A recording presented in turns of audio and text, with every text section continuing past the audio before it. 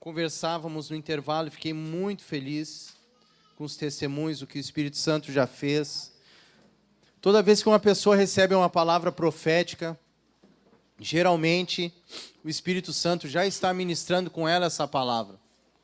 Então é muito comum quando Deus libera uma palavra para nós, em geral, a pessoa já está ouvindo do Senhor algo sobre isso. Isso acontece muito quando nós liberamos uma palavra profética. A palavra profética, como nós sabemos, ela sempre edifica, encoraja e anima. Sempre edifica, anima, encoraja e consola. Então, a palavra profética, ela nunca é uma palavra para trazer peso sobre a vida da pessoa, para trazer desânimo, mas para levar ela a ver quem ela é no Senhor. Hoje nós temos visto uma geração na igreja que não tem identidade celestial. A sua identidade é mais natural e carnal, especialmente a igreja ocidental. E isso tem uma base histórica, tem uma razão histórica.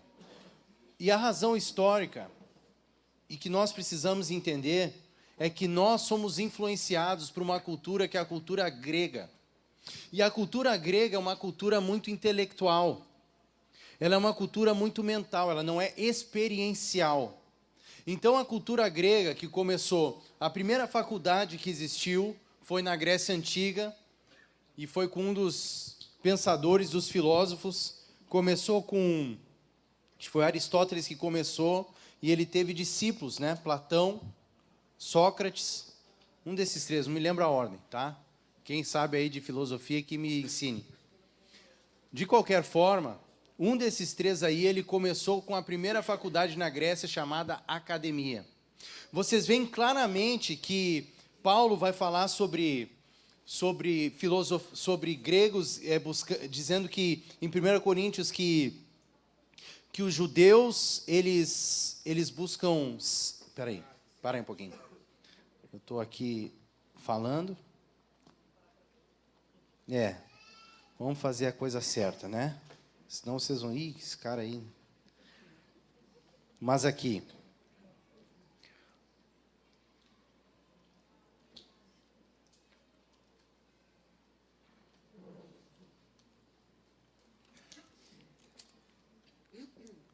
Versículo 23 de 1 Coríntios 1 diz assim: Mas nós pregamos o Cristo crucificado, escândalo para os judeus, loucura para os gentios. Os judeus se escandalizaram com Jesus porque Jesus foi pendurado na cruz. E a cruz era motivo de escândalo para os judeus porque maldito é aquele que for pendurado no madeiro. Então, os judeus se escandalizavam com Jesus. Para os gregos, o ensino sobre Jesus, sobre a morte, a ressurreição, ele ter assumido os nossos pecados na cruz, era motivo de eles considerarem aquilo uma loucura. Porque muito simples, muito óbvio, muito irrelevante, muito potencialmente sem lógica, sem sabedoria naquilo. Então, a base da nossa cultura mental, daquilo que você recebe na faculdade, eu também na faculdade, no nosso ensino, ela é grega. E os gregos, eles são, a base da cultura educacional deles é filosófica. Então, muitos de nós recebem o reino de Deus não como experiência, mas como filosofia. Apenas um conceito mental, intelectual. E Paulo vai falar em 1 Coríntios, capítulo 2, 4, ele vai dizer: a minha palavra e a minha pregação não consistiram em linguagem persuasiva de sabedoria, mas em demonstração do Espírito e de poder. Então, a proposta do reino de Deus não é uma proposta para nos dar um ensino bonito, ou uma filosofia, ou uma compreensão nova sobre assuntos de Deus. A proposta do reino de Deus é que a presença de Deus em nós nos encha e transborde tanto na nossa vida que ela manifeste o poder de Deus ao mundo. Seja feita a tua vontade assim na terra, como é no céu. E muitos de nós, e eu já passei por esse processo, um processo de mudança de mente, mas muitos de nós vêm com uma mentalidade de entender as coisas celestiais com o intelecto. Mas o reino de Deus, ele não é recebido através de filosofia. O reino de Deus é recebido pelos joelhos, com corações humilhados e prostrados diante de Deus. Bem-aventurados os humildes de espírito, porque deles é o reino dos céus. Não é bem-aventurado aquele que sabe essas coisas, é bem-aventurado aquele que se humilha. Os humilhados serão, e os exaltados serão, de novo, os humilhados, pessoal, vão participar comigo, tá? Nem vem, vamos me deixar sozinho aqui. Os humilhados serão, e os exaltados serão. Nós somos do reino de Deus. Então, uma marca do discípulo de Jesus não é o saber que ensoberbece, mas é o amor que edifica. E o amor que edifica é algo prático, é algo tangível, é algo palpável, não é algo filosófico. É algo que chega e atravessa o outro lado da rua e pega na mão da pessoa e toca e simplesmente ama. Ele não só diz eu te amo, ele ama. O reino de Deus, ele é experiencial, ele não é só filosófico, ele não é só mental. E nós nos contentamos com saber as coisas de Deus. E saber é muito importante, mas ninguém vai saber se o Espírito não revelar. Oi, Léo. Agora que eu estou vendo Léo Fittipaldi, gente, olha aí, que legal. Que bom. O reino dos céus é algo para nós experimentarmos, não é algo para nós sabermos sobre. É algo para nós vivermos. E nós nos contentamos com o entendimento, muitas vezes, das coisas. Então alguém vem ministrar uma palavra, e nós julgamos se a palavra é boa ou não, se a palavra traz um elemento novo ou não, quais são as divergências e incongruências, quando o Espírito Santo quer falar ao nosso coração para produzir uma resposta dentro da nossa vida, que gera uma mudança dentro de nós, para produzir algo novo daqui para fora, ou daqui para dentro e fora.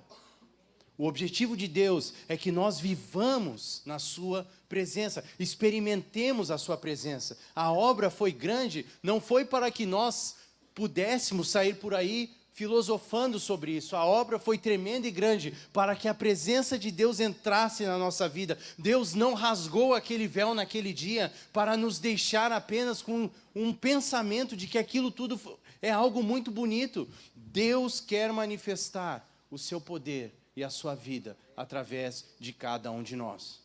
E uma vez que nós somos aceitos em Cristo Jesus, gerados do alto, como nosso amado Márcio nos ensinou hoje pelo Espírito Santo. Obrigado, Márcio, por esse insight top das galáxias. Gerados, uma vez que nós somos gerados do alto pelo Espírito Santo de Deus, nós nascemos de novo, nós temos uma identidade, nós nascemos de novo, nós nascemos em Cristo, nós somos do alto, o nosso nome está escrito no livro da vida, você tem o seu nome escrito no livro da vida, você é conhecido nos céus, você é um cidadão dos céus, então você é enviado da terra para manifestar essa vida abundante. Então o objetivo é que Deus leve agora os seus enviados a experimentar essa presença de Deus na terra. E nós somos responsáveis em manifestar a presença de Deus na terra. Eu queria que nós meditássemos nessa noite sobre a presença de Deus. E como eu estava falando para vocês, existe uma grande diferença entre onipresença e presença de Deus. Quando eu me refiro à presença de Deus, eu me refiro à presença de Deus manifesta. Porque a presença de Deus se manifesta da mesma maneira que nós nos manifestamos um ao outro. Gente, nós fomos criados à imagem e semelhança de Deus, então tudo que nós somos e a maneira como nós movemos vem de uma matriz, cuja matriz é Deus. Da mesma forma que Deus ia ministrar e estar com Adão no jardim antes da queda, é uma presença manifesta, embora ele fosse onipresente, embora ele estivesse em todo lugar, em um determinado momento do dia, Deus ia se encontrar com Adão. Então significa que da mesma forma existe um interesse de Deus de diariamente dele ter de que você experimente, e eu também, esse encontro palpável e tangível. Deus quer se dar a conhecer. Deus se interessa que nós o conheçamos. Não se glorie o sábio na sua sabedoria. Não se glorie o rico na sua riqueza. Não se glorie o forte na sua força, mas se alguém quiser se gloriar, se alguém se gloriar, glorie-se nisso, em me conhecer e saber que eu sou o Senhor e faço misericórdia.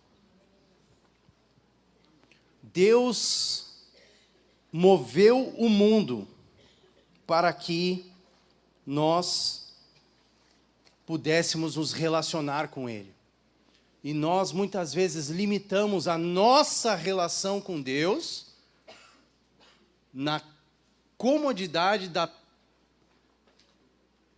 proposta de sua onipresença. O fato dele estar presente em todos os lugares ao mesmo tempo, muitas vezes nos faz pensar que esse tipo de relação, em que eu simplesmente um dia fui batizado no Espírito Santo, ela é suficiente. Não. Deus quer se manifestar a você. Deus quer se relacionar com você. Deus tem desejo, Deus se importa. Isso é importante para Deus. Em João 4, 23, Jesus diz assim: Deus é Espírito. Deus é Espírito. E Ele diz que Ele procura adoradores que o adorem em espírito e em verdade. Ele não está procurando trabalhadores. É interessante isso. O reino de Deus precisa de trabalhadores. Jesus diz que a seara é pouca, os trabalhadores são poucos, mas ele não diz assim, olha, a seara é pouca, os trabalhadores são poucos, se ofereçam aí. Ele diz, roguem ao Senhor da seara, que Ele mande trabalhadores para a sua seara. Ou seja, Deus envia os trabalhadores. Mas quando se trata de adoração, de adoradores, aí Deus procura, porque a adoração é algo espontâneo. Adoração é algo que Deus não pode propor, que uma pessoa faça se ela não quiser. Você pode dar as suas mãos ao Senhor. Você pode usar as suas mãos para servir o Senhor, mas Ele está de olho no seu coração. Ele está de olho no seu carinho com Ele. Cada ato de amor. Eu quero que você saiba uma coisa, tenha isso bem claro em sua mente. Podem existir bilhões, eu não sei quem é que é bom aqui de inglês. Quantos habitantes tem no mundo atualmente?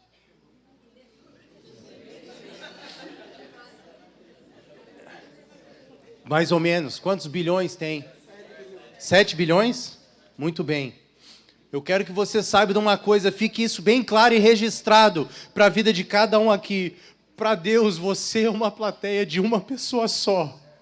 Ele consegue olhar para 7 bilhões de pessoas e enxergar a adoração de cada uma. E diz que Ele procura adoradores. Então pense nisso, que Deus está procurando pessoas que se disponham a adorá-lo.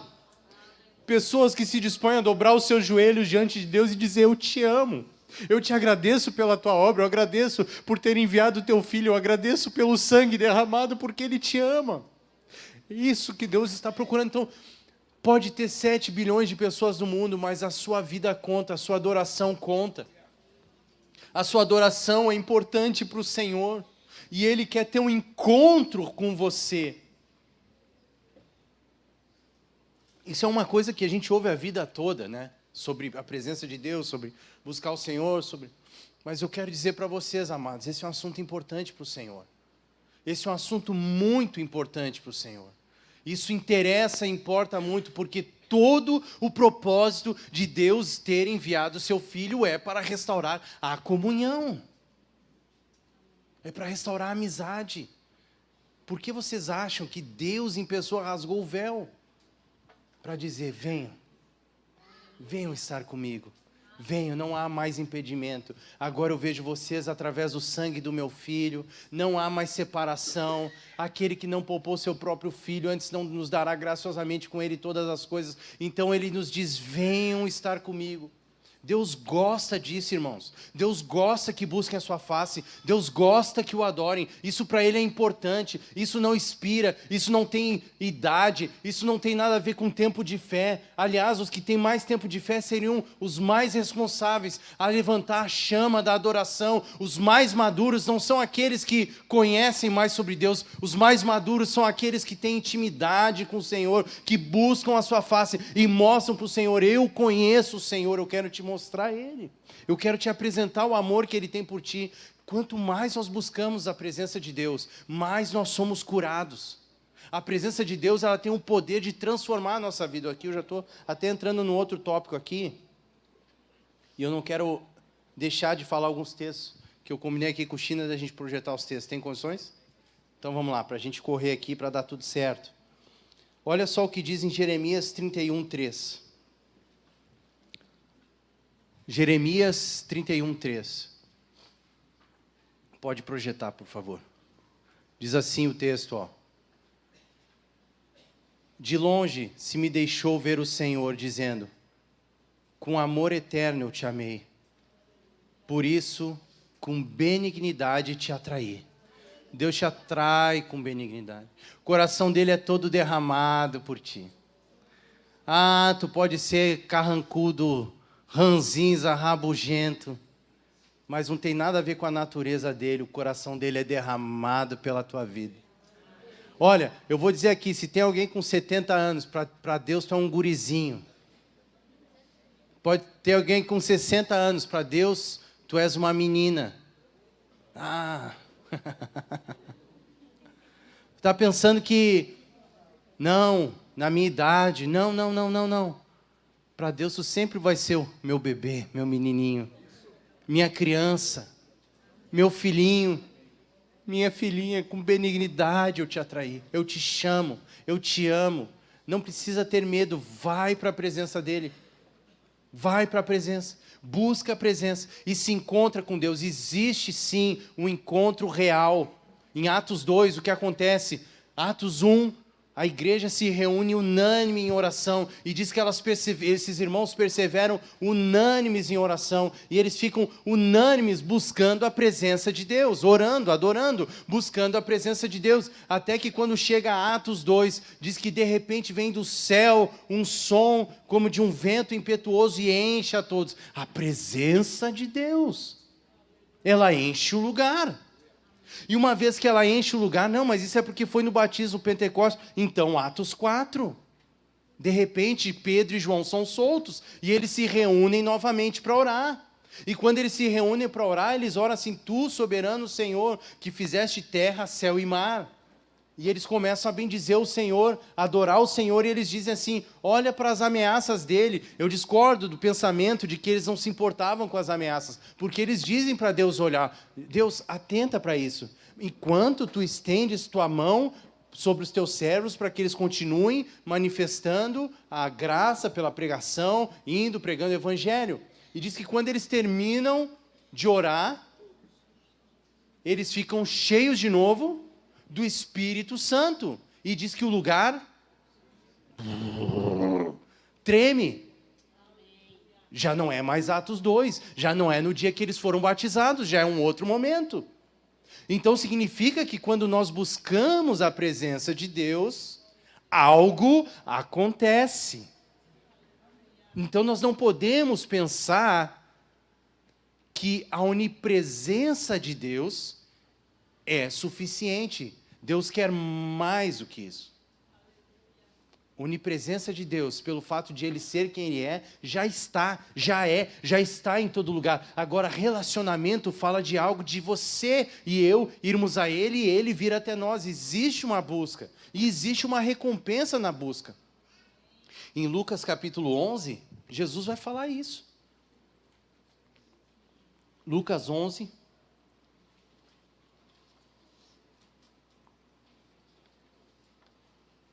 Vamos achar aqui.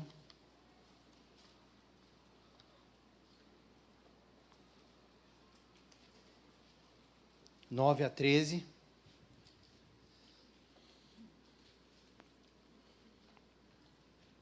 Vejam que interessante. Jesus fala assim, em Lucas 11. Isso aí já foi. Agora já estamos no Novo Testamento. Diz assim o texto, ó.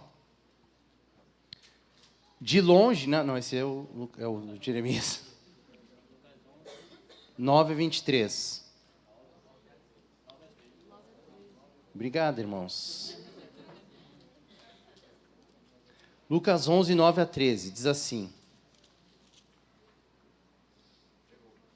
Chegou? Por isso vos digo, pedi e dar-se-vos-á. Buscai e achareis. Batei e abrir-se-vos-á. Pois todo o que pede recebe.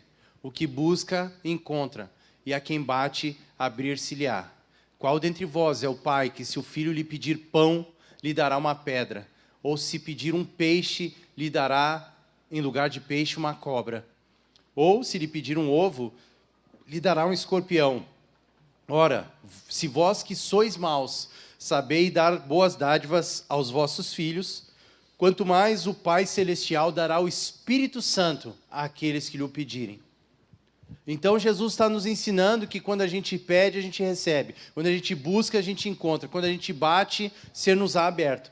E ele diz assim, que se nós que somos maus sabemos dar coisas boas aos nossos filhos, esses tempos minha filha pediu um tênis, faz tempo já, né? Até mudou isso já, que é um tênis de...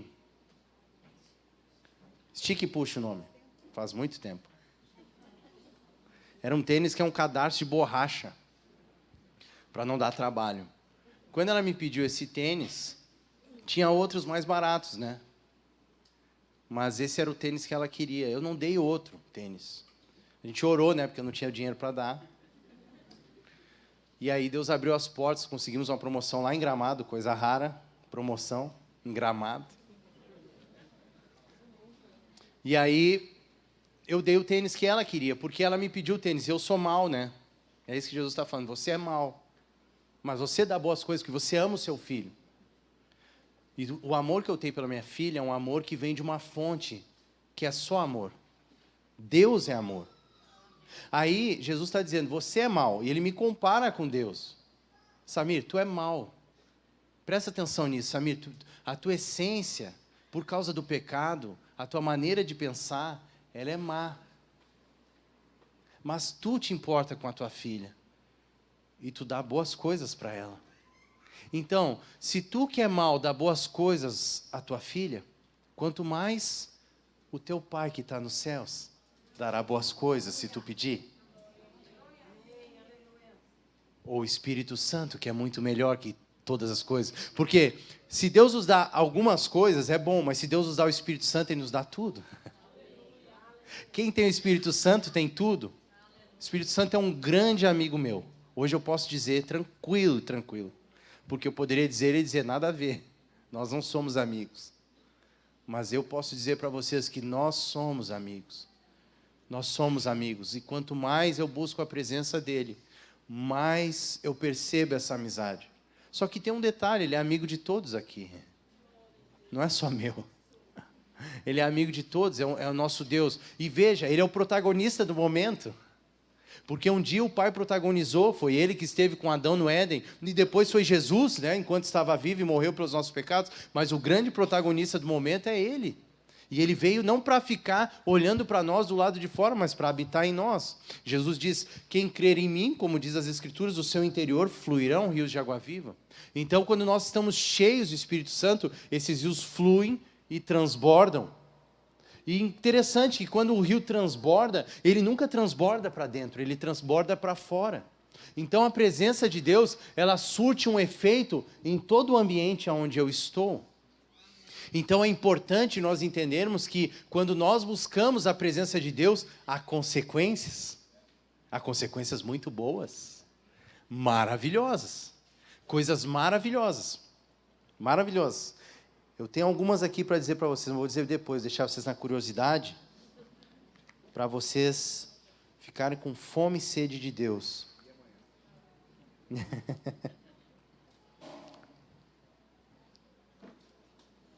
Jesus fala em Mateus 6,6, tu, porém, quando orares, entra no teu quarto, e fechada a porta, orarás a teu pai que está em secreto. Oi, Anderson. Andinho. Eu descobri teu apelido aqui é Andinho, não sabia. Mas gostei. Tu, porém, quando orares, entra no teu quarto, e fechada a porta, orarás a teu pai que está em secreto, e teu pai que vem em secreto te recompensará. Eu sei que alguns dizem assim, pensam assim, não, O que Jesus quis dizer assim, aqui, que o quarto é um aposento do coração e tal. Mas até que a gente chegue nessa revelação, entra no teu quarto e fecha a porta. E ora ao teu pai, até que a gente compreenda esse negócio do aposento e tudo mais. Vai testando no teu quarto para começar. Fecha a porta e busca o teu pai que está em secreto. E o teu pai que está em secreto vai te recompensar. Porque as coisas de Deus, elas são simples, elas não são complicadas. Jesus está dizendo exatamente isso. Entra no teu quarto e fecha a porta e busca, criatura. Filho, busca o teu pai que está em secreto. E o teu pai que está em secreto te recompensará. Ele vai te recompensar. Quando nós buscamos o pai que está em secreto, há uma recompensa. E a principal recompensa é estar cheio da sua presença. E eu vou dizer para vocês, 2 Coríntios 3,18 diz assim: todos nós com o rosto desvendado, contemplamos como por espelho a face do Senhor, nós somos transformados de glória em glória. Então não existe instrumento mais poderoso para você se tornar semelhante a Jesus do que buscar a presença de Deus. Quanto mais nós buscamos a presença, às vezes nós queremos mudar uma coisa da nossa vida e a gente fica fazendo um esforço, mas entenda, você não vai conseguir eliminar de você uma coisa pelo seu esforço, você vai conseguir eliminar algo de você se aproximando da luz. Na luz nós vemos a luz, e a luz, ela elimina as trevas da nossa vida.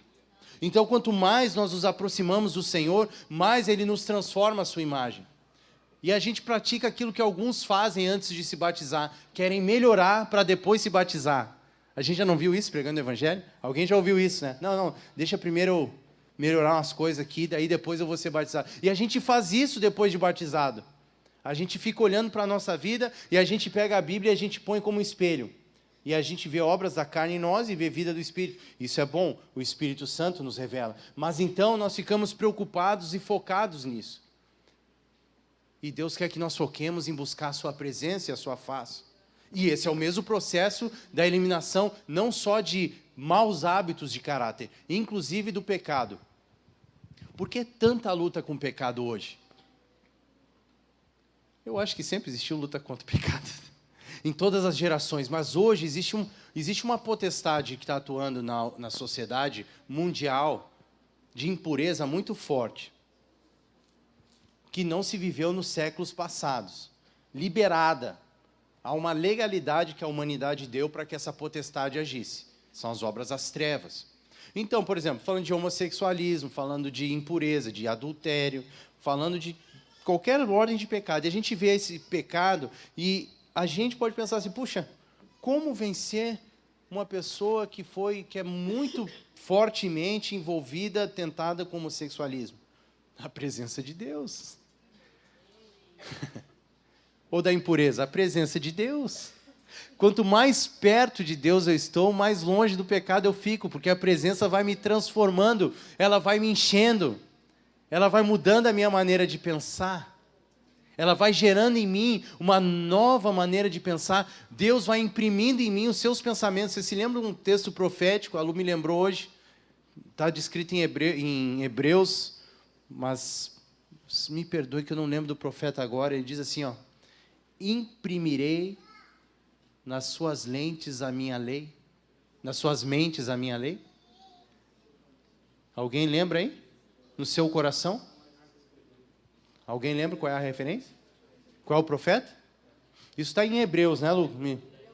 Hebreus 8 vai falar isso, mas tem um profeta que disse isso no Antigo Testamento. Deus imprime no nosso coração, na nossa mente, a sua lei.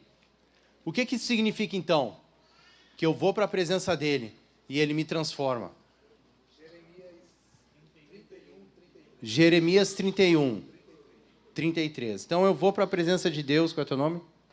Guilherme, pensei que era Lucas também. Toca aqui.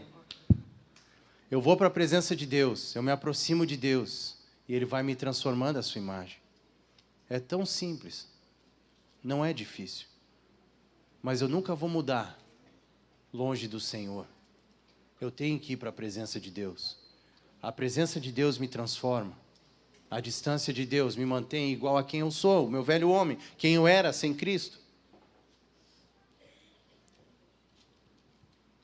Nós precisamos ter encontros com o Senhor. Nós precisamos não ter medo da presença de Deus. E saibam que a presença de Deus, ela vai nos tornando cada vez mais sensíveis à sua própria presença.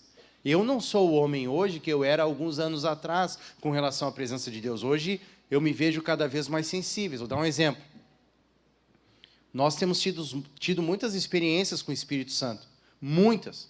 Esses dias eu e a Lu estávamos conversando, de manhã, conversando na cama, os dois, e a Lu colocou um cântico, né, no celular, enquanto a gente conversava. E a gente conversando, a mente dela não estava no cântico, ela só estava ouvindo. Daqui a pouco a gente estava conversando, o braço direito dela, nossa! Samir, eu senti a presença de Deus aqui, ouvindo o cântico. Eu estava preparando esse ensino para você, sentado no laptop, a gente vai orando. Eu tenho um grupo de irmãs intercessoras que me cobrem. Elas são pessoas que me cobrem para toda missão que eu vou. Eu pedi isso porque foi um ato de sabedoria de Deus, que nós entendemos de Deus que era muito importante, porque nós temos muitas batalhas espirituais. Gente, Satanás, ele não é uma ficção. Demônios não são uma ficção. E eles se levantam contra todos nós, porque o mundo já está na mão deles, mas nós somos seus inimigos.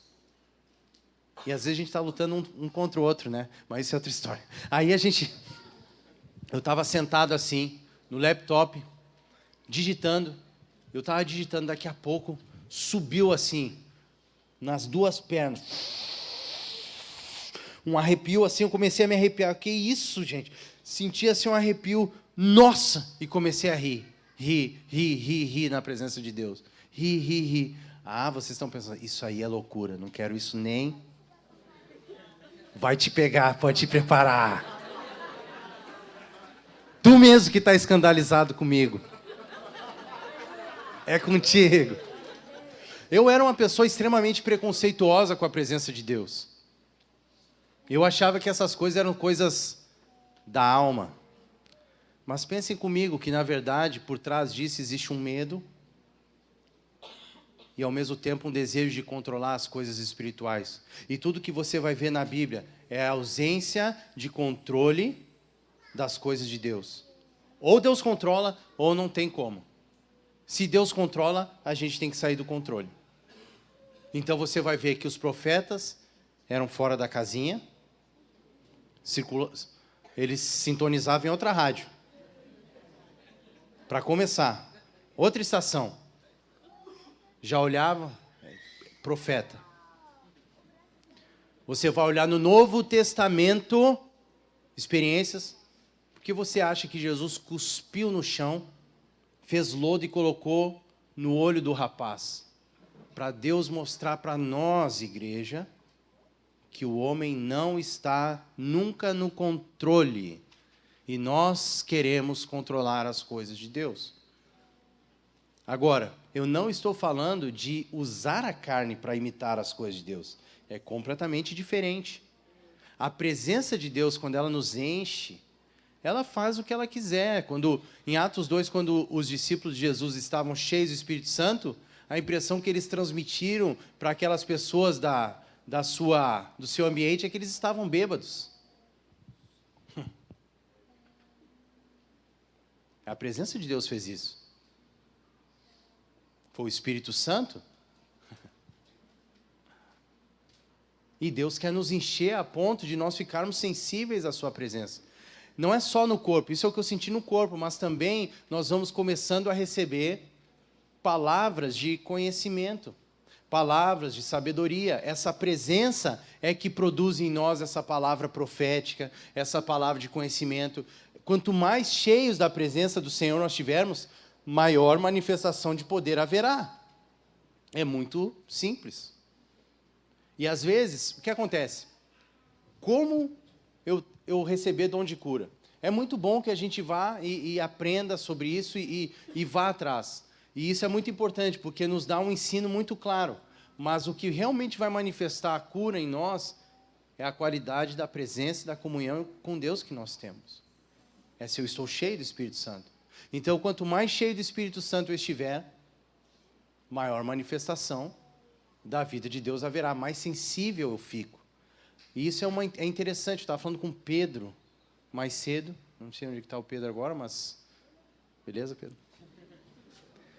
E o Pedro falou assim, então, talvez a gente tenha mais experiências com Deus na medida de que a gente se propõe a buscá-lo mais. E é exatamente isso. Então, tem pessoas que confessam o Senhor, mas que não têm experiências com o Senhor, que sabem sobre o Senhor. Mas Deus não quer que a gente saiba sobre Ele. Deus quer que a gente o conheça. Que nós os gloriemos em conhecê-lo, não em saber sobre Deus. Nunca foi a proposta saber sobre Deus. Deus não está pedindo que nós sejamos PhD em Deus, que nós sejamos grandes teólogos, e aqui não há desprezo a quem se interesse pelos assuntos da Bíblia, que nós temos que ir com o coração correto, mas a proposta de Deus sempre foi relacionamento, nunca foi saber sobre Ele. Não faz sentido eu ser casado com a Lu e eu não saber do que ela gosta, do que eu gosto, de como eu faço ela feliz, de como ela me faz feliz, ou eu saber tudo sobre ela e a gente não passar disso, eu simplesmente saber, se eu não levar para ela aquilo que ela gosta, se ela não trouxer aquilo que eu gosto, não há relacionamento, é uma coisa fria. Deus quer se relacionar conosco da mesma forma, de maneira que nós confiemos que o sangue de Jesus nos habilitou para ir à sua presença, e que então nós devemos fazer isso. E nós passamos, muitas vezes, aguardando a oportunidade chegar, quando a oportunidade é hoje, é aqui, é agora.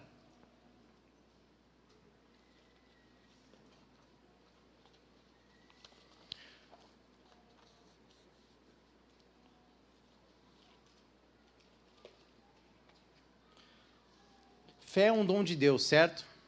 Marcos 11, 22, Jesus diz assim, tende fé em Deus. O original é tende fé de Deus. Fé tem a sua origem em Deus. Fé é algo sobrenatural, certo? Fé é algo sobrenatural, fé é algo celestial. Quanto mais nós buscamos a Deus, mais cheios de fé nós ficamos. É bem simples. Quer fé? Busca a presença de Deus. Precisa de fé? Busca a presença de Deus. Não espera algo acontecer para ter fé, porque isso não funciona. A fé, ela é gerada a partir do momento que eu me disponho a me sujeitar à vontade dele e bater na sua porta. Senhor, fé, eu preciso da tua presença, eu preciso de mais de ti. E eu quero contar uma coisa para vocês. Durante um tempo, nós passamos por um deserto muito grande na nossa vida. Eu e a minha esposa, minha casa. E nesse deserto, tá até compartilhando um pouco com o Isaac e com a Suzy no nosso break aí. E nesse deserto, eu percebi, dentro do processo, eu estava num retiro de pastores nesse deserto e Deus mandou um amigo muito especial para estar comigo lá, que é um presbítero em Salvador, chamado Eduardo Bulhosa. Ele é um grande amigo meu e ele me abençoou muito com uma palavra. Ele foi para aquele retiro sem querer, ele não ia para o retiro, acabou indo, mas um dia lá a gente sentou para conversar e eu estava quebrado, minha vida estava arrebentada, eu estava num momento muito difícil, assim, ministerialmente, pessoalmente, financeiramente, estava assim num caco mesmo, quebrado. E ele falou uma coisa para mim naquele retiro, ele falou assim, Samir, nós estamos vivendo uma época em que Deus faz. Nós estamos vivendo uma época em que, se a gente pedir, Deus dá, mas tem que pedir com fé. Ele falou isso para mim. Quando ele falou aquilo, eu gravei aquela frase ali, e assim que eu voltei desse retiro para casa, eu comecei a bater na porta de Deus.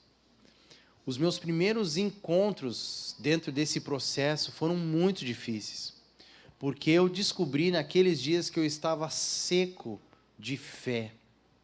Eu tinha muito conhecimento mental, porque fé resume-se em confiança em Deus, e eu não estava confiando no Senhor.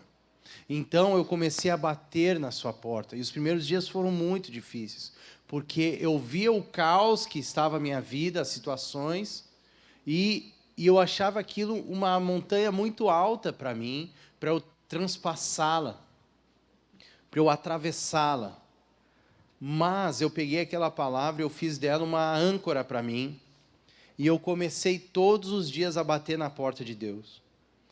E a primeira coisa que o Espírito Santo revelou para mim, que tinha em mim, eu não sabia, era uma oposição muito forte dentro de mim mesmo, chamada incredulidade. Incredulidade é um assunto muito sério. Muito sério. Porque quando uma pessoa não crê, a sua vida para. Porque sem fé é impossível agradar a Deus. Porque aquele que se aproxima de Deus, ele precisa crer que Ele existe e que Ele é galardoador. Então eu percebi que eu tinha incredulidade. Quer dizer, eu cria que Jesus era Jesus, eu cria que o Pai era o Pai, eu cria que o Espírito Santo era o Espírito Santo. Mas de alguma forma entrou alguma, como é que eu posso dizer? A minha mente, ela criou um caminho alternativo e paralelo, aonde aquilo tudo era muito, ficava numa esfera muito superficial. Eu não trazia, aquilo não era uma experiência para mim. Então eu não experimentava a dependência e a paz da comunhão. E isso produzia o que em mim? Ansiedade. E a ansiedade fazia com que quando eu batia na porta de Deus, eu ficava profundamente abalado. Então muitas vezes acontecia de eu começar a orar e eu já começar a pensar nos problemas. Eu não conseguia focar em buscar a presença de Deus, porque eu estava consumido em desafios e problemas, em dificuldades. E isso se tornou muito forte e pesado para mim. Só que naquele mesmo retiro eu recebi uma outra palavra que o Asaf me trouxe, e ele falou assim: Deus vai usar essa situação na tua vida e para tratar uma coisa na tua vida e fora da tua vida que tu não sabe ainda. Então ali foi o início desse tratar na minha vida. E hoje eu estava dizendo para os irmãos, eu compartilho porque muitas pessoas se identificam com isso. Elas têm tido uma experiência mental de Deus e não no coração. Elas têm tido uma experiência de saber sobre Deus, mas não no coração. Elas não desfrutam daquilo que a Bíblia diz em Salmo capítulo 16, versículo 11, que diz: na tua presença há plenitude de alegria, há delícias perpetuamente. Elas não experimentam as delícias de Deus perpetuamente, elas não experimentam a paz da confiança de que Deus é fiel.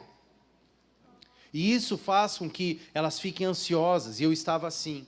Então eu identifiquei esse inimigo, o Espírito Santo me revelou, está aí, ó, esse é o primeiro inimigo que tu tem que mandar embora. Então eu comecei. Sai incredulidade em nome de Jesus. E eu chamava a incredulidade como uma pessoa. Eu dizia, é uma pessoa, é um demônio, eu te repreendo, eu te mando embora incredulidade em nome de Jesus. E eu fiquei um bom tempo em casa, fazendo esse exercício em oração e clamor. E eu tenho uma testemunha que é a minha esposa, porque nessa época eu berrava. Por que eu berrava? Porque o meu eu, ele queria se calar. Ele queria se esconder. Então eu tirava para dentro de mim, em palavras, algo que no meu interior estava muito consumido pelo medo, pela ansiedade. Vocês conseguem entender o que eu estou dizendo? Sim ou não? Se não entender, o Espírito vai mostrar depois. Mas E eu mandava embora, e eu dizia, Senhor, eu estou aqui, eu quero desistir, está muito difícil para mim, mas eu sei que isso é verdade, me ajuda a perseverar. Então eu dizia, fora daqui incredulidade em nome de Jesus, fora daqui incredulidade em nome de Jesus. Eu ficava, e Senhor, e vem, e faça, e me ajude, e me isso, e me aquilo. Então eu posso dar para vocês, com certeza, que a presença de Deus começou a transformar o meu interior e a minha casa.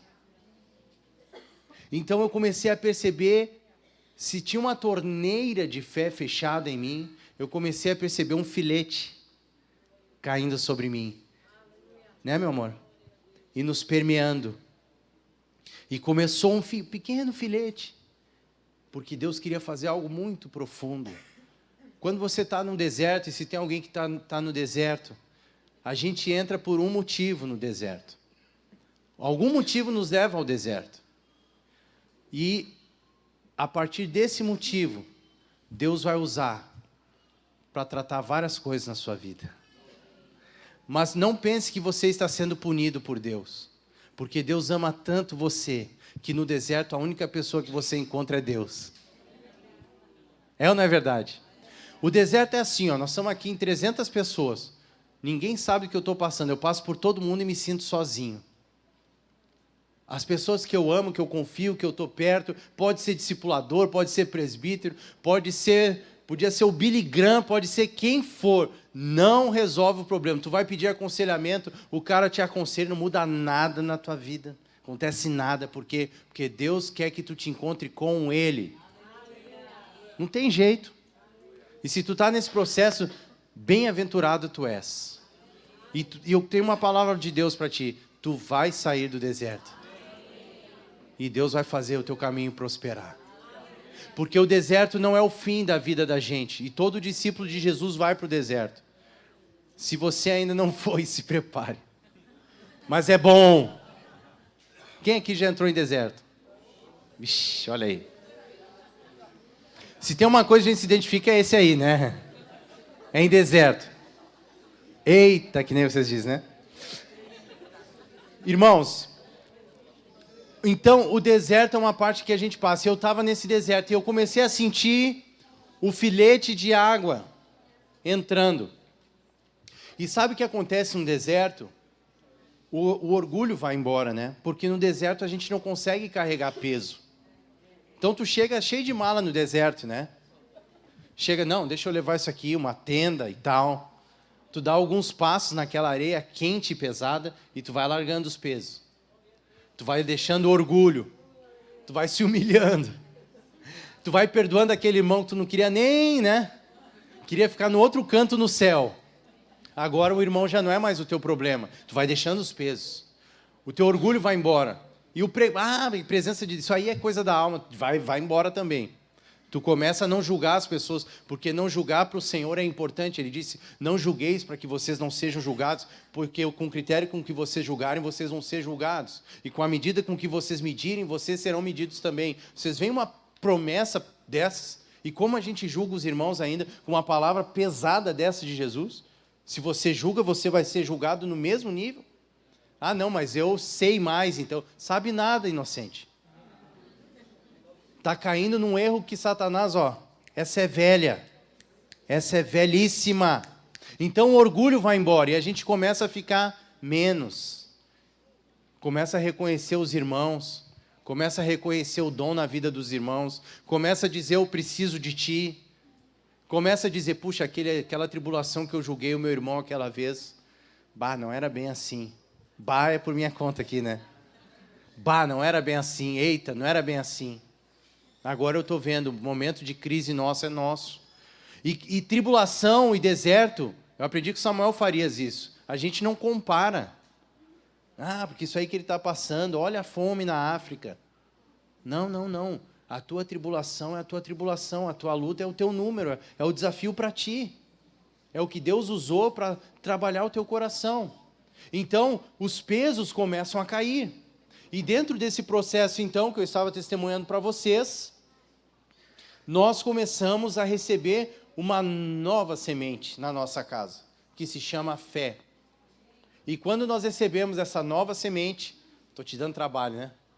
E quando nós recebemos essa nova semente, então ela começa a dar um outro fruto na nossa vida. Porque tudo que não procede de fé é pecado. E o que procede de fé dá um fruto que vai muito além do que a gente imagina. Na presença de Deus, irmãos, quando nós estamos cheios da presença de Deus, a nossa vida começa a mudar. A nossa relação com Deus muda. Quando nós invocamos a presença de Deus, vou fazer uma comparação péssima, mas preste atenção nisso aqui, porque vejam como isso faz sentido. Um dia Deus falou assim, invoca-me no dia da tua angústia, no dia da angústia eu te ajudarei, não foi? Deus não fala isso? Deus fala, invocai-me enquanto estou perto. Deus não fala isso, invocai-me. Me invoca. Me invoca. O que é invocar? Invocar é chamar. Chamar. Chama Deus. Chama a presença de Deus. Não, mas agora o Espírito habita em mim. Chama. É uma pessoa. Chama. Senhor, tu está aqui, mas eu quero me encontrar contigo. Chama. Chama a presença de Deus. Aí a comparação ruim é o seguinte. Lá em Porto Alegre tem muito terreiro de macumba. Tem muito. Diz que tem mais até que Salvador. E sabe o que acontece? Desculpe se alguém é baiano aqui, né? Mas é porque a Bahia tem toda uma referência dessas coisas aí, infelizmente. Mas Porto Alegre é mais. Mas as pessoas, elas batem uns tambores lá e cantam uns cânticos e aqueles demônios se manifestam. Agora nós somos filhos do Deus Altíssimo. O que acontece quando nós invocamos a presença do Deus Todo-Poderoso? E às vezes nós estamos acomodados, existe uma opressão, uma oposição, existe toda uma situação, o nosso ambiente de trabalho, a gente está vendo, é treva, é treva, é treva, é treva, é situação de madrugada, às vezes levanta um perrengue na nossa casa, ou então uma situação financeira que nós não entendemos de onde, ou então um desafio intransponível, e nós não invocamos a presença de Deus, e Deus nos chama, me invoca no dia da angústia, e eu te responderei. Todo o que pede, recebe. O que busca, encontra. A quem bate, ser-lhe-á aberto. Chama a presença. Senhor, eu preciso da tua presença aqui. Eu preciso da tua glória. Senhor, em nome de Jesus, eu libero uma palavra sobre esse lugar. Eu repreendo as trevas em nome de Jesus. E eu te peço, enche esse lugar da tua presença. Enche esse lugar. Enche o meu trabalho. E você vai ver que Deus vai transformar o seu ambiente. A presença de Deus, ela produz um efeito. É como um perfume que nós sentimos o aroma. Ele chega, a gente sente, percebe. E quando a presença de Deus entra no lugar, ela traz ordem. Ordem celestial. Ordem dos céus. Chegou o Senhor dos exércitos. O Senhor dos exércitos habita em ti. Ele chegou. Chegou na tua faculdade, chegou no teu trabalho, chegou no teu ambiente. Senhor dos exércitos, eu preciso de ti. Olha o que Israel faz, invoca o Senhor responde. Davi dizia, subirei eu contra os filisteus? Subirás, podes ir, que eu vou entregar os teus inimigos nas suas mãos. Subirei eu contra os filisteus? Não, faz a volta, vai por detrás. Quando tu ouvir um barulho de marcha, sai correndo, para atacar, sai rápido para atacar, porque foi o teu Senhor dos exércitos que foi adiante de ti. Mas nós não estamos perguntando, subirei eu contra os filisteus? Senhor, eu devo fazer isso? Eu vou na tua presença? Eu estou indo na tua presença? Muitas vezes nós tentamos resolver toda a nossa vida com a força do nosso braço, e quando faltam circunstâncias, e quando faltam recursos, aí sim nós buscamos a presença de Deus. Não faça isso, faça o contrário, busque muito a presença de Deus, e o resto vai ficar muito mais fácil. Então, Deus, quando Ele entra no assunto, Ele põe ordem. Ele ordena as circunstâncias, não importa ela quais são. Ele ordena as circunstâncias. Sabe por quê? Porque o nome dele é El Shaddai. Sabe o que quer dizer El Shaddai? Todo-Poderoso. Toda concentração de poder está na sua mão. Não há limitação para o seu poder. Quer dizer, então nós invocamos a presença do El Shaddai. El Shaddai, Deus Todo-Poderoso, Deus Altíssimo, eu te clamo, vem aqui e resolve isso aí. E a gente estava passando por uma situação de ordem financeira, e Deus ordenou tudo, foi ordenando, mas chegou um dia específico, muito incrível. A gente mora num apartamento onde o Senhor nos colocou, e esse apartamento é muito bom para receber a igreja na casa, compartilhamos um pouco com o Paulinho e com a Verônica. Só que a gente está vivendo um momento de país em crise. Nós vivemos de ofertas em Porto Alegre, e as ofertas começaram a variar muito, esse processo todo, e queda de oferta, e a gente chegou um momento, eu e a Lu, nos olhamos, bom, nós não está dando, vamos sair, vamos para um apartamento. A gente mora num apartamento de 129 metros quadrados, é muito bom para receber a igreja na casa, tem um espaço bom. Foi um apartamento que eu pedi, eu falei para o Senhor, a gente mora de aluguel, mas eu falei assim, Senhor, eu falei para a Lulu, é o seguinte, se o Senhor nos quiser num apartamento pequeno, vai ser muito bom, porque aonde o Senhor nos colocar, tem a unção dEle. Aonde tem a unção de Deus é bênção. Não importa o que for, o que Deus nos dá é bênção. Mas, se o Senhor atender o meu pedido, eu gostaria de um apartamento de 3 quartos, que tivesse pelo menos uma dependência para eu fazer de escritório para mim, lugar para eu buscar a presença de Deus, para eu adorar. Então, as gurias são testemunhas. Aí eu procurei um irmão que é corretor. Quando eu liguei para ele, eu falei, a gente viu um imóvel no site da tua corretora, irmão, tu pode nos levar lá? Ele falou, Samir, por que tu não aluga o meu? Eu estou saindo de lá e tal, e te faço um preço tal e tal. E aí, o apartamento dele era 3 quartos, uma dependência, a garagem exatamente como a gente tinha orado. Chegou em mim, porque Deus corre na frente. Só que dentro desse processo aí, chegou esse momento difícil aí, esse momento emblemático. E aí nós, um dia, decidimos então, conversando, orando, mas ao mesmo tempo muita confusão. Uma vizinha de baixo, uma senhora que é muito sensível a barulho, e nós trabalhamos com jovens, né? Então, temos 2 filhas crianças, uma de 11, uma de 6, eu tenho 41 anos, então... E nós ali, ela começou a... mas eu estava sem paz, mas a gente chegou a uma conclusão de que, vamos embora, vamos... Comecei a procurar imóvel, não achava. Recebemos um casal de amigos, discípulos de Jesus, pastores, e fomos orar juntos, e no fim da nossa conversa, eu queria que vocês orassem por nós estamos passando por isso, a gente está querendo achar um imóvel, queria pedir para vocês orarem por nós por isso. Ele falou, Samir, quando Deus nos dá algo, nunca é algo para a gente retroceder, é sempre para avançar. Deus não te colocou aqui? Aí eu falei, me colocou. Então, esse processo teu aí de saída, não é assim que Deus vai fazer. Ou Deus te leva daqui por vontade dEle para algo que seja melhor do que isso, mas tu sair, eu nunca vou deixar de sair, eu nunca vou sair de uma situação assim por causa desse desafio financeiro. Eu vou pedir para o Senhor que Ele mande mais recursos, ou que Ele mande oportunidades, ou alguma coisa para Deus fazer. Baseado naquela palavra que Ele me deu, eu recebi fé de que aquilo vinha de Deus, fazia sentido, porque eu percebi que aquela situação da minha vizinha era uma oposição maligna. E o que aconteceu foi que naquele momento nós entregamos juntos ao Senhor e eles oraram por nós.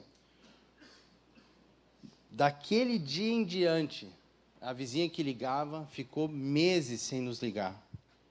No interfone, ela ligava todos os dias, sem ninguém falar nada para ela. Nós repreendemos os espíritos malignos. Hoje, amanhã, ela parou de ligar. E ficou meses assim. Até que um dia um de nós derrubou uma coisa lá, daí ela se animou de novo a ligar. Mas ela diminuiu muito. Na outra semana, Deus mandou todo o livramento financeiro, resposta, mandou recursos, organizou. O dono do imóvel, vendo o processo todo da nossa cidade, reduziu o valor do aluguel, mudou tudo. Então, Deus respondeu tudo, porque a presença de Deus, ela põe ordem nas coisas. Ela ordena. E eu estou abrindo um pouco da minha intimidade, porque pode animar alguns de vocês, dentro dos processos pessoais que estão passando. Então, busquem a presença de Deus. Antes de buscar recursos fora, o principal recurso que nós temos é a nossa comunhão com Deus. E quando nós não buscamos a presença de Deus, nós perdemos. Amém? Além disso, a presença de Deus, ela vai liberar sobre nós autoridade, em nome de Jesus. Lembra que em Mateus 7, acho que é 24, né? Os discípulos dizem para Jesus assim, Jesus termina o Sermão do Monte, e aí diz que as pessoas ficam maravilhadas com o que Jesus falou, 28, né? Quando Jesus acabou de proferir essas palavras, as multidões estavam maravilhadas com a sua doutrina, porque ele as ensinava como quem tem autoridade. E Comunhão com Deus resulta em autoridade. Pessoas que andam em comunhão com Deus, elas têm autoridade no nome de Jesus. Elas ficam sensíveis à voz do Espírito Santo. E quando elas andam, essa presença se manifesta. Isso acontece em toda a Bíblia. Você começa a olhar os profetas. Elias, autoridade. Eliseu, autoridade. Davi, autoridade. Existe uma autoridade que está sobre os filhos de Deus, no nome de Jesus, e na comunhão. E a comunhão com Deus, quando nós vamos para a sua presença, Ele nos enche de autoridade. Ele muda os ambientes por causa da nossa presença. Os filhos de Deus, eles têm um poder muito grande de mudar um ambiente, mas quando eles estão andando com o Senhor. Porque se eles não estão andando em comunhão, eles transmitem uma mentalidade natural e não sobrenatural. Mas a presença do Espírito Santo em nós e essa comunhão produz uma resposta sobrenatural sobre os ambientes. Então, a autoridade tem a ver com unção, né? E aí a gente pensa assim, pô, mas todo mundo recebeu a mesma medida do Espírito Santo. Como é que funciona isso de unção? A questão não é a medida que a gente recebeu de Deus. A questão é a medida que a gente libera de Deus. Isso tem a ver com comunhão. Porque uma pessoa que está cheia de incredulidade, ela não manifesta nada de Deus. Lembra que Jesus falou, minhas palavras são espírito e são vida. Porque ele estava cheio do Espírito Santo. Agora, pessoas que estão cheias de carne, elas manifestam carne. Elas não manifestam unção, elas não manifestam poder, elas manifestam o velho homem. Elas manifestam uma mentalidade velha, e não a mentalidade celestial. Assim na terra como é no céu. Deus quer manifestar o que é do céu, mas para manifestar o que é do céu, tem que ir para a presença dEle. Nós temos que contemplar Ele. A palavra diz, contemplai-o e sereis iluminados, e o vosso rosto jamais sofrerá vexame. Então, quando eu contemplo o Senhor, eu sou iluminado. Se eu não contemplo, eu não sou iluminado. Eu preciso contemplar na adoração. Então, irmãos, unção, autoridade, unção, sensibilidade à voz do Espírito Santo. Quanto mais eu busco a presença de Deus, mais sensível à voz do Espírito Santo eu fico. Quanto mais eu dedico tempo à presença de Deus, quanto mais eu fico diante do Senhor, mais sensível eu fico ao Espírito Santo. Mais sensível eu fico ao Espírito Santo. Assim aumento as palavras proféticas, visões, palavras de conhecimento, sonho. Podem ter certeza, uma pessoa que se propõe a buscar a presença de Deus, ela vai receber uma medida maior de palavras de Deus. Pode ter certeza disso. Uma pessoa que busca pouco, recebe lá de vez em quando. Não é que Deus não fala. Deus está falando o tempo todo, mas ela não vê. A mentalidade dela é natural, é carnal. Então ela não consegue perceber. Mas a pessoa que busca a presença de Deus, que ela fica diante do Senhor, essa é uma pessoa que vai receber mais e mais e mais palavras de Deus. Sonhos. A gente tem muitos sonhos. Deus fala com sonhos. As palavras proféticas. Visões.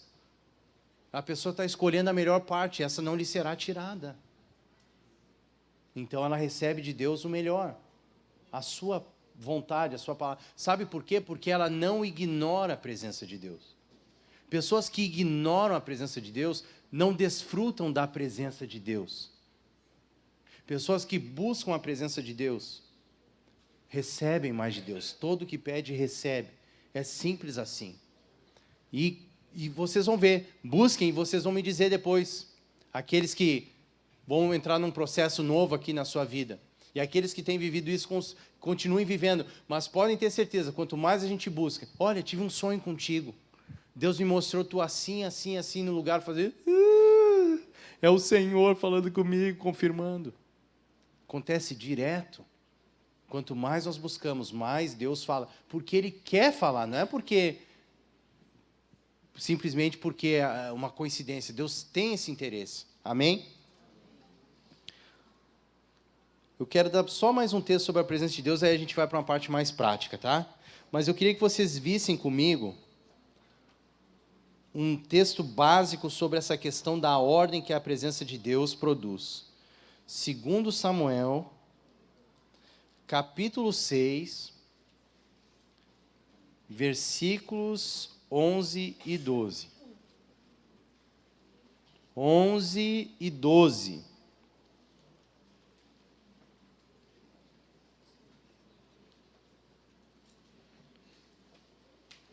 Pessoal, seguinte. O que acontece aqui? O que acontece é o seguinte.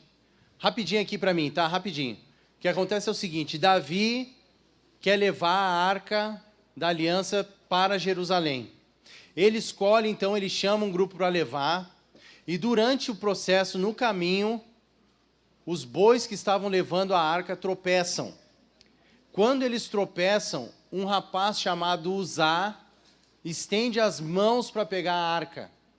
E ele morre fulminantemente. Por quê? Porque a arca é a presença de Deus.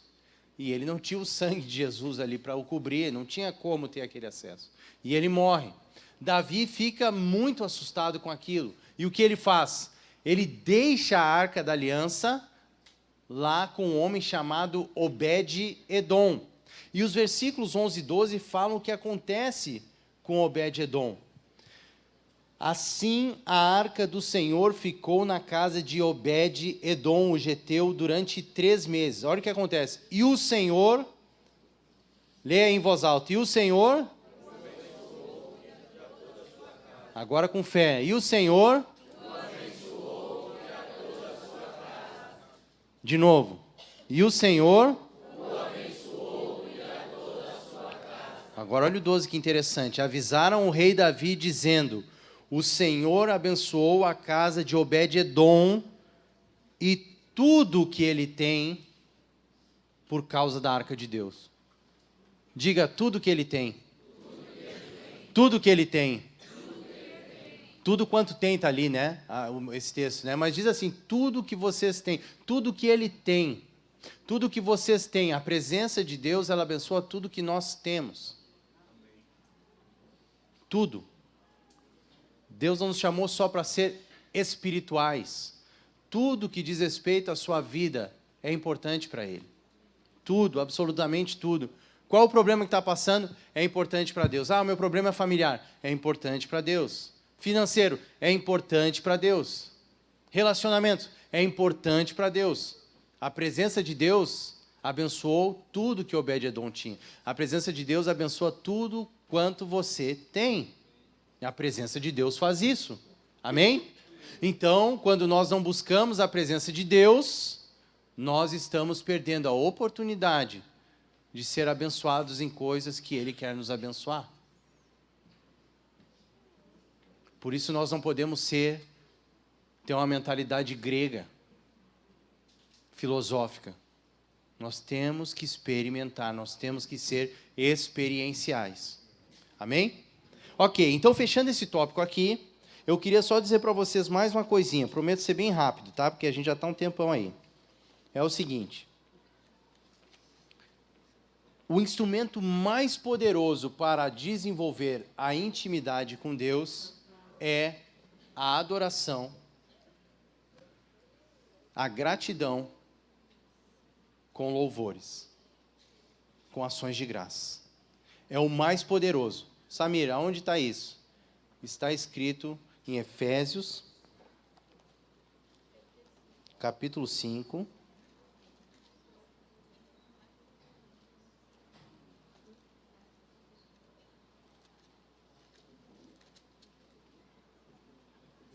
Versículo 18, 19 e 20. É o mais poderoso. Esse texto, se tu puder projetar para mim, vai ser muito bom. Ah, garoto, tá ficando bom. Ó, pode abrir toda a janela para mim, faz favor. E não vos embriagueis com vinho no qual há dissolução, mas enchei-vos do Espírito, a presença de Deus. Como? Falando entre vós com salmos, entoando e louvando de coração ao Senhor, com hinos e cânticos espirituais, dando sempre graças por tudo a nosso Deus e Pai, em nome do nosso Senhor Jesus Cristo. A gente lê tanto isso, tanto que a gente não percebe o poder que está nisso aqui. Diz que a gente se enche do Espírito quando nós cantamos cânticos espirituais, quando nós adoramos o Senhor com o nosso cântico. O momento de música na igreja não é um momento litúrgico. Nós invocamos a presença de Deus e nós declaramos que Ele é.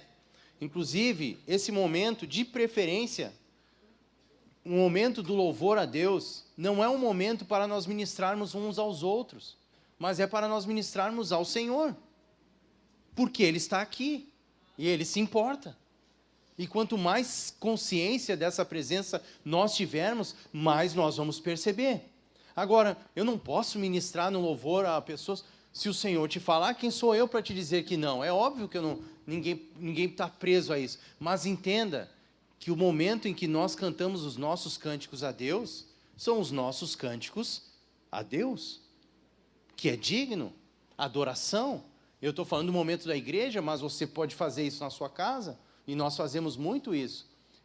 O meu devocional, isso aqui pode servir de estímulo, e sempre que eu falo de mim, eu não me proponho a me apresentar como a solução das soluções espirituais. É apenas um estímulo a vocês, de irmão para irmão, de amigo para amigo, de igual para igual. Mas a minha maneira de buscar o Senhor diariamente é um tempo de oração, um tempo de cânticos, um tempo de leitura da palavra, oração em línguas, levo o violão para o meu escritório e fico lá diante do Senhor. Às vezes eu danço, meu amigo, danço mal, mas danço. Eu fico lá. E eu fico lá, e quanto mais eu fico lá na presença... Eu não fazia isso, irmãos. E quanto mais eu fico, mais eu curto. E quanto mais eu fico, menos eu estou preocupado com a questão de me sentir preso com horário. Eu fico lá, Senhor, eu te louvo. E às vezes eu me prostro, às vezes eu me deito no chão. Aí eu leio a palavra. Eu sei para alguns aqui, mas isso é tão difícil para mim. Mas começa. Te dispõe. Te dispõe. A palavra diz, levantando mãos santas ao Senhor. Começa levantando tuas mãos. Todo dia eu começo em oração. Senhor, eu levanto minhas mãos em oração a Ti, te agradecendo pelo sangue que me cobriu já nesse dia, as misericórdias que se renovaram nessa manhã sobre mim. E aí eu fico ali e começo, né? Aí daqui a pouco eu começo a orar, e aí eu começo a abençoar nações. Daqui a pouco, Senhor... conferência, e família, e filhos, e vem o teu reino, e começa, e o pão nosso é muito legal, porque o pão nosso são todas as nossas necessidades, e a gente pode pedir o que quiser. Vocês estão me olhando com a cara, sério, Pode pedir. Mas e se Deus me der uma coisa errada? Se a minha filha me pedir um canivete, eu vou dar um canivete para ela. Pede o que tu quiser, não tenha medo de pedir o que tu quiser. Olha, tu cuida que tu pede, porque vai que Deus te dá uma coisa que tu não...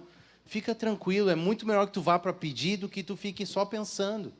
Porque quando a gente vai para Deus e pede o que está no nosso coração, se for algo diferente do que Ele tem proposto para nós, Ele vai trabalhar o nosso interior, porque a gente tirou de dentro de nós.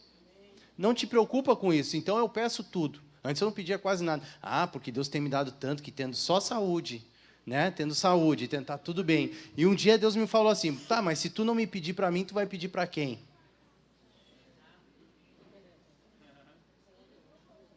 A força do meu braço me deram essas coisas. Se tu não me pedir, se tu não depende de mim, tu depende de quem? Ô madurão. Se tu não bate na minha porta para pedir para mim, tu vai pedir para quem? Pede, não cria esses pensamentos limitadores que nos afastam de Deus. Porque a gente chega diante de Deus cheio de regra e com medo, quando Deus quer que a gente se chegue livre e sem medo. E Deus transforma a nossa maneira de pensar. Deus vai nos mudando. Então tem um momento de pedir. Eu peço, Senhor, eu quero ir. Em março, mais ou menos. Senhor, eu quero ir. Eu gostaria muito, Senhor. Olha, eu sei que é tão difícil. Eu tenho um amigo que ele diz assim... como é que ele fala mesmo? É tão impossível que só pode ser de Deus que eu vou te pedir. É tão impossível que só pode ser teu. Aí eu pedi para ele, Senhor, faz 5 anos que a gente foi no Village Porto de Galinhas. Isso foi em março, abril. Faz 5 anos que a gente foi. Senhor, é tão impossível que só pode ser teu. Abre as portas para eu ir. Quando foi em setembro, o William, Samir, posso falar contigo um minutinho?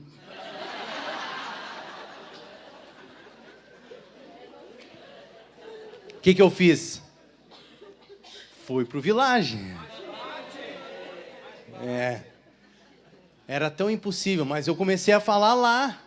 Aí vocês me desculpem, que o senhor me arrumou uma conferência para eu ir pro Village, né? Mas faz parte. É assim. E eu comecei a pedir. E quando a gente pede, a gente fica tranquilo, porque Deus cuida das nossas coisas. Deus cuida da tua vida. Tu tem um pai, rapaz. Querida, amado, amada, você tem um pai, você não tem um juizão lá que fica só vendo o seu... Não, você tem um pai, vai lá, entra lá na casa e fala, pai, estou com isso, estou com aquilo, a vizinha me ajuda, me salva. É assim, fica ali. Então, a presença de Deus. Então, a adoração é algo muito importante. Quando nós estivermos adorando, vamos focar no Senhor. Hoje nós vamos ter um tempo aqui ainda de adoração, né? E aí nós vamos buscar o Senhor. A segunda coisa, então, que a gente vê aqui, louvor significa elogio. Nós vamos elogiar o Senhor. E nós vamos encontrar o Senhor. E nós vamos fazer assim. Estou terminando, tá? Nós vamos fazer assim. Nós vamos ter um tempo agora de adoração. Já pode posicionar a banda aqui, por favor. Nós vamos reverenciá-lo porque Ele é digno. Amém? Amém? Amém. Ele é digno. Nós vamos ter um tempo só para adorar. E depois desse tempo para adorar, nós vamos liberar juntos aqui uma palavra de receber do Espírito Santo ministrando entre nós. Primeiro nós vamos ministrar a Ele. Depois Ele vai ministrar a nós, tá bom? Fiquem tranquilos, Samir, tem certeza, ele topou, ele não está com problema com isso, tá? Não está ofendido, ele está em paz, é parceiro amigo, tá? Então não se escandalize, relaxe.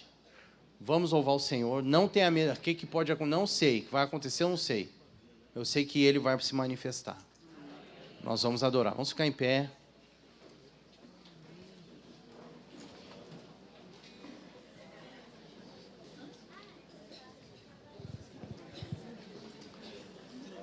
Aleluia. Levante as suas mãos um pouco para o céu. Levante as suas mãos, todos.